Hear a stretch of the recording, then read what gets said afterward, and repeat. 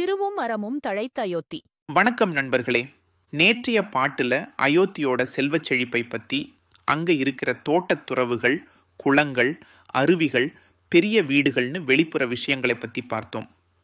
ஆட்டம், பாட்டு, களிப்புன்னு மக்கள் எப்படி சந்தோஷமா இருக்காங்கன்னும் கம்பர் வர்ணிச்சார். சரி, வெளியில இவ்வளவு செல்வமும் சந்தோஷமும் இருந்தா உள்ளுக்குள்ள மனசு எப்படி இருக்கும்? பேராசை இருக்காதா? திருட்டுத்தனம் இருக்காதா? வறுமை இருக்காதா? இப்படிப்பட்ட கேள்விகள் வரும் இல்லையா? அதுக்கெல்லாம் பதில் சொல்ற மாதிரி அயோத்தியோட உள் அழகு, அங்க வாழற மக்களோட மனவளம் பத்தி இந்த அற்புதமான பாட்டுல கம்பர் சொல்றார். வாங்க கேட்போம்.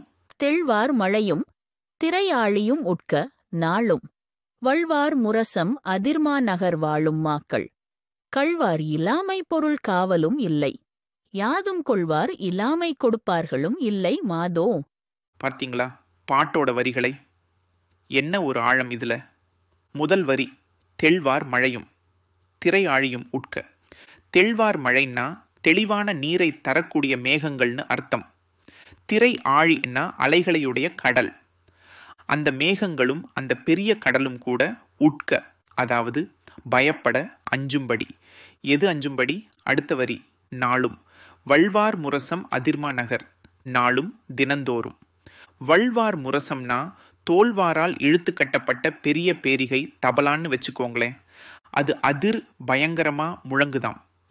அந்த பெரிய முரசு சத்தம் எப்படி இருக்குன்னா, வானத்துல மழை தர மேகம் கூட, கடல்ல அலைகள் கூட பயந்து ஒதுங்குற மாதிரி இருக்காம்.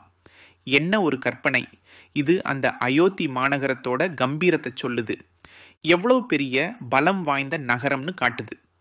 அப்படிப்பட்ட அந்த மாநகர் வாழும் மாக்கள், அந்த பெரிய நகரத்துல வாழற மக்கள் இருக்காங்களே, அவங்கள பத்தி அடுத்த 2 வரி சொல்லுது. கள்வார் இலாமை பொருள் காவலும் இல்லை. அடேங்கப்பா! கள்வார் இலாமை, திருடரவங்களே இல்லாததுனால அங்க பொருள் காவலும் இல்லை. தங்க நகையோ வைரமோ பணமோ எதுவா இருந்தாலும் வீட்டில் சும்மா போட்டு வச்சுட்டு போகலாம் போல் இருக்கு. பூட்டி வைக்க வேண்டிய அவசியமே இல்லை. காவல்காரங்க தேவையில்லை. இது வெறும் பணக்காரத்தனத்தை மட்டும் சொல்லலை, அங்க இருக்கிற மக்களோட நேர்மையை காட்டுது. திருடனுங்கிற எண்ணமே யாருக்கும் வரதில்லை. இன்னும் ஆச்சரியம் பாருங்க அடுத்த வரியில, யாதும் கொள்வார் இலாமை கொடுப்பார்களும் இல்லை மாதோ. யாதும் கொள்வார் இலாமை, யாருமே யாசிக்கிறதில்லை, பிச்சை கேட்கிறதில்லை, எதுவும் வேணும்னு கையேந்தறதில்லை. ஏன்? ஏன்னா அங்க யாருக்கும் எந்த குறையும் இல்லை. எல்லோரும் நிறைவா திருப்தியா வாழறாங்க. அப்படி யாரும் கேட்கவே இல்லாததுனால அங்க கொடுப்பார்களும் இல்லை மாதோ. தான தர்மம் பண்ற வள்ளல்களே கிடையாதாம். ஏன்? கொடுக்க யாருமே இல்லை. அடடா! ஒரு பக்கம் முரசின் கம்பீர சத்தம் மேகத்தையும் கடலையும் அச்சுறுத்துதுன்னா, இன்னொரு பக்கம் அங்க வாழற சாமானிய மக்கள் கூட நேர்மையிலையும் தன்னிறைவிலையும் உலகத்துக்கே ஒரு பாடம் சொல்றாங்க.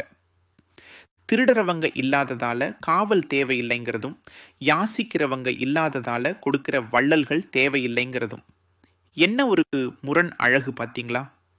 இதுதான் கம்பர் அயோத்தியோட வளத்தை வெறுமனே செல்வத்தால மட்டும் சொல்லாம, அங்க இருக்கிற மக்களோட மன தூய்மையால, அவங்களோட நிறைவான வாழ்வால சொல்றாரு.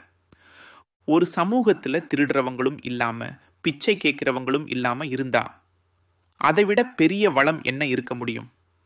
இதுதான் உண்மையான ராமராஜ்யம்னு கம்பன் நமக்கு உணர்த்துறார்.